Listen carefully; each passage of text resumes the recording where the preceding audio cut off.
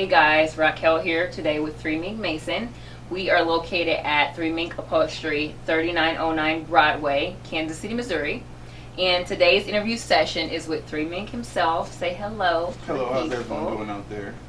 We're going to kind of dive right in. So we have a couple questions that we're going to ask 3 Minc, just a little bit about his history and a little bit about his environment and to kind of get the scoop, right? So let's go ahead and dive right in, sir. Have a couple questions to ask you. So my first one is particularly around how long you've been sewing. So can you just kind of tell us a little bit how long you've been doing this and give us a little bit of background? So I started out at a young age, around say 14, 15, Paseo High School. I actually had a class that I didn't go to that was geared towards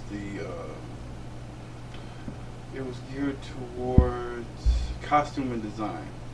So it was a class I didn't go to. I used to, have the gym during the class hour. So what happened was my coach figured out I wasn't going to class, so he made me go to this class. The class had a lot of, let's say, younger girls in there. I was in school. It had a lot of girls in there, so I was naturally attracted to the class. So after me being attracted to the class, I realized that I actually liked what was going on in the class. So it was actually like a deferment that drew me to what I actually do today, something that I really didn't know that I wanted to do, and I actually was forced to do it, and I actually liked it. So that's kind of like how I got started in sewing and how I ended up here and where the seed was planted at. So Paseo High School is technically your rooted foundation of fashion sewing. So yeah, I started out at Paseo High School, but I did a little technical stuff at Metro, Manual Tech. They had basically a fashion design program, so I would go there in the mornings, and then I would come back to Paseo in the evening time. But Paseo was basically my home school. Like, it was a fine arts and performance school, fine and performing arts school. So it was a lot of art-based things there, and that's basically where I started off at. Nice. Okay. So what's your inspiration, or what led you to be more so inspired behind fashion or sewing particularly? Well, I've always had a kind of I hate the thing when people say passion for fashion, but I've always had been acquainted towards fashion. I actually have an uncle who used to go overseas a lot and give me a lot of clothes from different countries and different stuff like that. So I kind of got used to custom and really specific clothes and having clothes that basically everybody else didn't have. So that's kind of when I get older, I kind of do a little bit much of the same thing. But what was the question again? You gotta keep that in there. What was your inspiration? Oh, what are you most inspired by? So I'm most inspired by actually that drive, that group passion, something that you just a core to you, it's in your core, the core of your heart, inspiration. Well, when you have an ability to design, you can't stop. There's no you always, whether you're walking down the street or you're driving in a car, if you see something that's around something that you design, you're always designing for it. So I think that passion is something that you can't really say where it comes from. It's actually in you. Either you got it or you don't. It's hard to explain, but you can tell if you have it, because everywhere you go, if you're a designer, you design stuff in your head and stuff comes, and it's too much really for you, but you always keep a mental Rolodex of what's there, and that like a lot of the natural stuff in life and habitat and stuff like that actually inspires me. Nice. Okay. So what are some of the specialty things that you design or particularly advertise or sell to your customers or your guests? So what are your specialties? So I actually do a lot of custom stuff, so I do a wide range of things. So with the sewing skill, it's not you're particularly constricted to doing one thing or two things. So if you learn the sewing skill, you can sew this bag, or you can sew this and this or this. And like I said, when you design, you're a creative person, and so I do I do clothes, I do bags, I do furniture, I do boat upholstery, awnings, basically anything that can be shown. I got a project now where I'm working on some shoes, getting some shoes some soles together, actually making some uppers and putting some soles on there, lasting and stuff like that. So mask, I do a little bit of exotic furniture. I mean, if it can be sewn or it can be put together, I probably have tried to do it or done it before. So I mean, there's like a wide range of things. So basically, you're telling me you have zero limits when it comes to your talent. Yeah, I mean, This couch, right? Yeah, this couch. Couch. Such as this couch. Such as this couch. Nice leather couch. I'm trying to find the limits. I don't know. I mean, I haven't found one yet. But if it's there, I ain't gonna say I haven't. But I ain't found nothing that I can't do that I really tried to do. So, I mean, there you go. You talked about making wigs too, right? Yeah, I'm gonna make some wigs every once in a while. You want a wig? That's why. Well, that's good. Okay, very good, very good. Can you give us a little bit of advice or some sort of tips or tricks or inspirational tidbits for up and coming designers or students or someone that's like trying to get their work off the ground or just something to push them forward? Can you give them any kind of advice or tidbits? Well, if you want to design, especially and be like efficient, you have to learn your craft. You can't let's say for instance, if you design pants, you can't. I mean, you can, but it's not efficient. You can't go find people to make pants for you and then come back, and you have to actually figure out how to make the pants yourself. You got to actually figure out how to put the pockets on. You got to actually find out how to sew. I mean, there's companies that are based like that, but then it's like you don't have control of your company because you don't control your designs. You can't make them. So it's basically, it turns from which is an art form, it turns more into a capitalistic thing because you got people just, well, let me get that and then I can make it right here and put it there. And then if you actually control the art and you control what you make, like if you want to make something you're passionate about, you gotta put the time out to make it. I spent a lot of hours that you didn't get paid for until the end, like learning how to make stuff and putting the grind in, and you know what I'm saying, actually sticking to what you want to do, and it's not going to turn out maybe the first or second time, but you just you have to keep at it until it eventually makes way. Got it. I like the fact that you use the word art in designing. That's cool. That's how you know you're a designer, if you can your creative mindset automatically goes back to an artistic sort of. Yeah, that's why I be having confliction about prices, because price is art, you can charge anything for it. So it's right. And I can put the price on my shirt and be like, you consider the shirt and I consider the art, but right, we're gonna figure it out someday. Nice. Okay. So the deeper dive into 3 Minc. Drum roll. I'm kidding. So where do you see yourself in about 5 to 7 years? Where do you see 3 Minc? Where do you see your vision, your brand, your passion, your creative mindset? Where do you see that in about 5 years from now?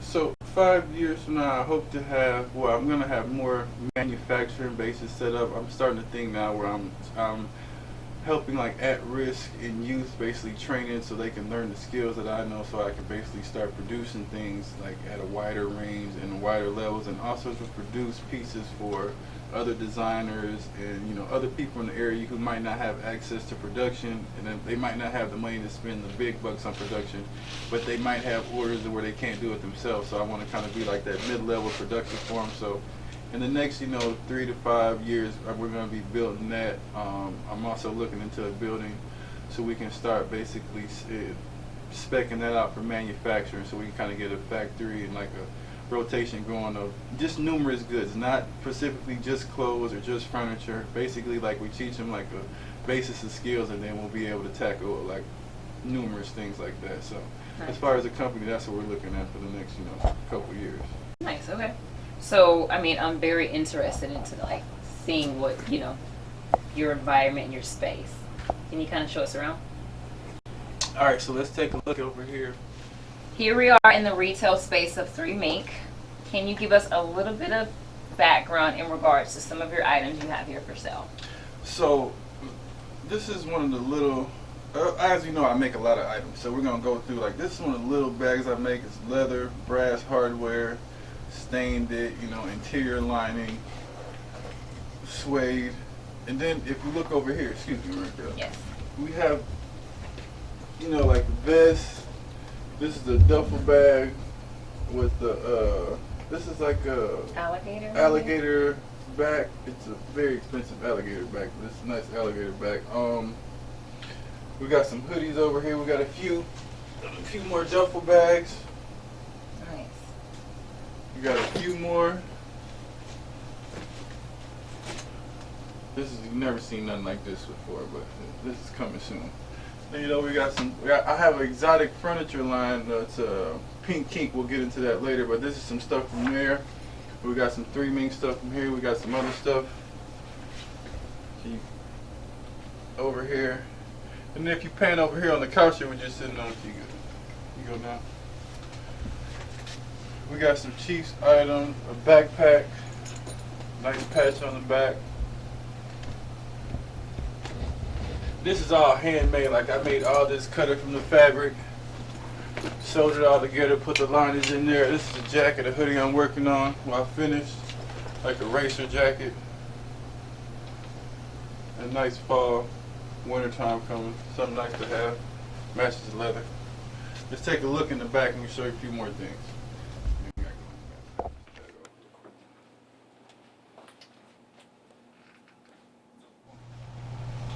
Ready? So here's the fun part, guys.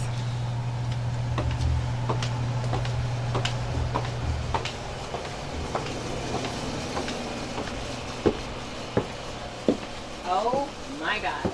So we're here. This is it. I'm so lucky. Like, how do I get this lucky to be in like your space? Like, this is where it all goes down, right? See, you know, like an artist's space is like very sacred, so you know, we made exceptions to get you back here. But if you can take a look over here, like it's a lot of, I'm a sewing machine collector. I have a lot of sewing machines, like it requires a lot of operations, a lot of different things. We do a little 3D printing. We got a little heat press thing. We got a few embroidery machines over here. Get your embroidery work done fast. We also have, these are my sewing machines. My sewing machines are actually, if you know in the business, like they always break, you know, every once in a while. So these are currently getting worked on. This is my big machine right here. This is like my favorite one. This is my upholstery machine. Probably does a lot of things for me. So that's the machine that like, yeah, that's like the king. Yeah, that's I like make the bags the and the stuff. Yeah, this the one that makes the most money right now. Okay. So we take real good care of him. This is my table, which is like, if you ever created anything, like there's nothing clean. Like it's always a mess. If your shit's clean and you're creating, you're probably not doing a good job, or you probably got a really big space or something like that. But here we go. I got my table. I got some seats I'm working on. Actually, let me show you.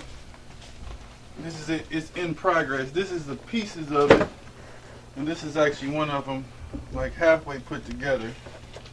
We actually did embroidery on this, custom embroidery on there to get the patches in there, to get the pattern in there. There's the back of it. Then back here a little bit, we have this is a cutting table. Actually, this is a roller you can put your fabric on, roll it back and forth. We have a screen print press where I can print T-shirts and do screen printing on some of my items, some of my bags, some of my linings. You know, there's all types of things you can use it for. Hats, you know, towels, there's anything. So that's basically an overview of what we do here. Of course, we got a whole bunch of thread and scissors and fabric, you know, the regular things you have in fabric shop. We also got a whole bunch of leather over here. It's just a really nice place to make things. I love it. So one thing that sort of caught my eye back here, wolves don't hunt with the sheep. Can you give us a little bit of background as to what that is or where that came from? Well, that's really like it's really a testament to me being able to do what I do, because I've been trying to do this. I've been doing this for a long time, and you know, during your journey, you find out that people come, people go. Some people come back, some people you lose forever. But there's certain pedigree of people that you know that or you're destined to be around. And I just think that if you think you're a certain type of person, that you should align yourself with a certain type of people. You know, like if you want to be a rich person, you can't hang around over there. If you want to be a good designer, you can't hang around with a bad designer. It's kind of common sense, but you know, common sense isn't common these days. But it's kind of like an analogy, my thing, like wolves don't hunt with the sheep. Like my type of people, me type of things we do, we don't hunt. Not necessarily bad things, but we don't hang with those people that do those things because, you know, we don't commend it. That's not something that we do. Not that it's bad, it's just not something we do. So like wolves hang with wolves, and sheep, we don't know what they do. They do what they do. All right, that's basically, you know. Got it. Okay. Well, I hear that you have like a party bus, or you have some sort of like transportation line in the works. Can you show us a little bit? So I do have a party bus we're working on, but before that, I'm going to show you. I have actually an exotic furniture line. I know, like, you never heard about it, but Okay, Pink Kink, right? yeah, it's Pink Kink. So I'm gonna take you in the room because actually the bus is gonna be themed like the room. So we're gonna go in the room first. It's under a little bit of construction because we're redoing it over. And of course, when you're an artist and you have stuff in your face, you always see something, be like, oh, I want to do that better. I don't like it. I want to do it better. So the room was done a few weeks ago. I tore it up a little bit, but let's take a look at it. Let's go. So here we are in the Pink Kink room. So this is a room that basically I rent out for small little gatherings and people to do like to make content or take pictures of birthday parties or something like that. So it's actually, what I'm actually promoting is the furniture. See, I make these things like the nice exotic BDSM furniture, whatever you might call it, things like this. We got a nice little cage over here. There's a little open door and view. Let's check it out. We got the light up floor. I'll show y'all a little bit. We won't give you too much.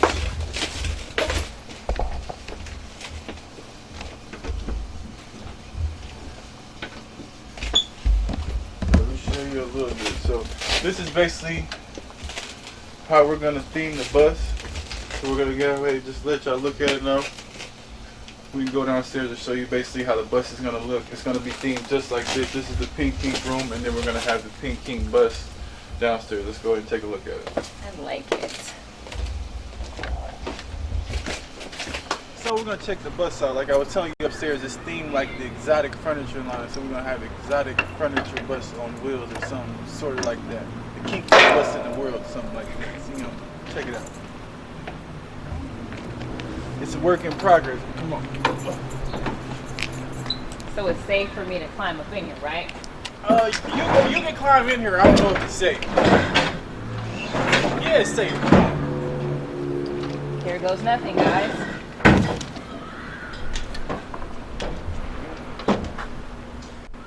So what I did is I had to gut the whole thing out. I had to take all the bus seats out of here because we can't ride around the bus seats.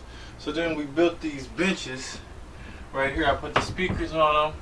I put the phone on them. These are the bottoms of them right here. And these are the tops. They'll go, you see it has a nice little wave right there. It has a nice little wave right there. Think about when you always do stuff for yourself, you can always do the best stuff because, you know what I'm saying, you're doing it for yourself. And we painted this pink. We have a little flake in there. If you can look and see, we got some clear left to get on there. And we painted all that pink. We did the dashboard in the two-tone color. We did a pink up top and a purple on the bottom.